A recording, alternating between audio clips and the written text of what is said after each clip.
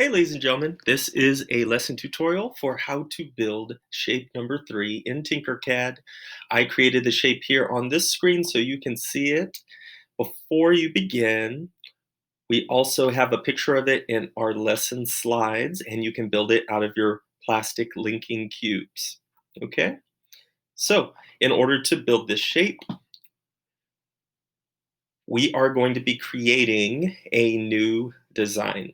All right? Because shapes 3 and 4 are going to be in the same one. So you'll be going to create new design,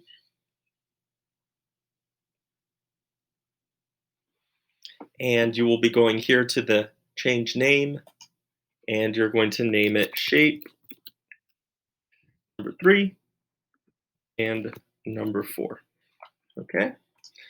All right, so to build shape number 3, once again, we're going to be using the box feature. You click, drag, and drop it onto your work plane.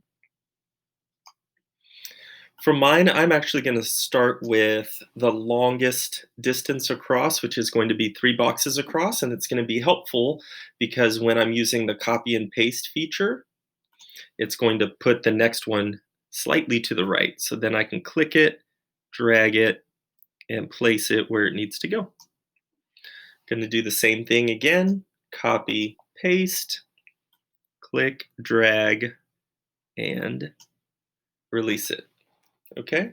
For this one, I'm just going to make it red. Why not? But if I do want to change the colors, you know what? I am going to make it blue.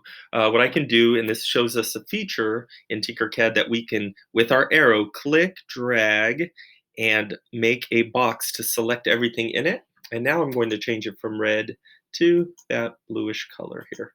Okay? So we got the 3 going across. Now we need the 1 here in the front. So I'm going to click, copy, paste. And I'm going to take that and place it where it needs to go. That looks about right. Okay. If I zoom in on it, using the zoom feature, I can see that it's lined up. Okay. Next, going to copy and paste. I use the keyboard shortcut, which is Command-C, Command-V, which works just as well. And I'm going to place this copied box right here. There it goes. And then release. Finally, I have one more, and it needs to stack on top of this one. So I'm going to click it, copy, paste. And this time, I'm not going to move it up first. I'm going to line it up with the block that is currently there. And then I'm going to move it up. When I move it up, I want to get to a good angle where I can actually see that it's still lined up. So to move it up, we use the up triangle, click, and then drag directly up. Okay, and voila. When I rotate around it, everything should be good. There should be no gaps. In order to make sure of that, you can zoom in, zoom out so you can see it better. And once you are happy with it, you want to move it into position. So I'm going to click, drag, and create a red box.